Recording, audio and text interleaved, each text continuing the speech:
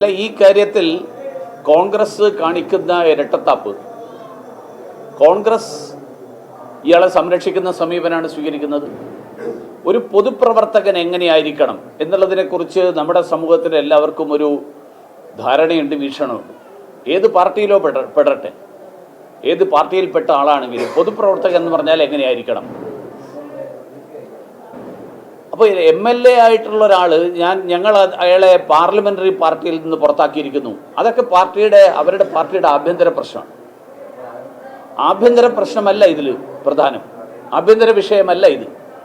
അങ്ങനെയുള്ളൊരു ജനപ്രതിനിധി, പൊതുപ്രവർത്തകൻ മാത്രമല്ല ജനപ്രതിനിധി, ആ ജനപ്രതിനിധി സമൂഹത്തിന് മാതൃകയായിട്ടുള്ള ഒരു ജീവിതം നയിക്കുന്ന ആളായിരിക്കണം എന്നാണ് നമ്മുടെ നാട്ടിൽ ജനങ്ങൾ പ്രതീക്ഷിക്കുന്നത്. കോൺഗ്രസിൻ്റെ ഈ കാര്യത്തിലുള്ള കാഴ്ചപ്പാട് ജനപ്രതിനിധിക്ക് എന്ത് വൃത്തികേട് കാണിക്കാം എന്നുള്ളതാണെങ്കിൽ കോൺഗ്രസ് അത് പറയട്ടെ. അതുകൊണ്ടാണ് ഞങ്ങൾ പറഞ്ഞത്, ഈ ആരോപണ വിധേയനായിട്ടുള്ള MLA സ്ഥാനം രാജിവെക്കണം. ഇതിൻ്റെ ഉത്തരവാദിത്വം ഇത്തരത്തിലുള്ള ആളുകൾ MLA-മാരായിട്ട് തുടരുന്നത് ശരിയല്ല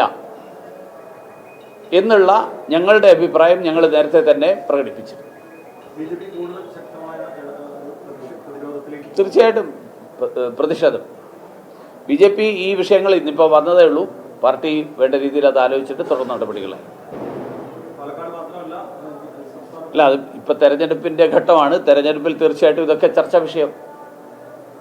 ബാക്കി ഏത് തരത്തിലുള്ള പ്രതിഷേധ പരിപാടികൾ സംഘടിപ്പിക്കണം എന്നുള്ളത് വരും ദിവസങ്ങളിൽ പാർട്ടി തീരുമാനിക്കും.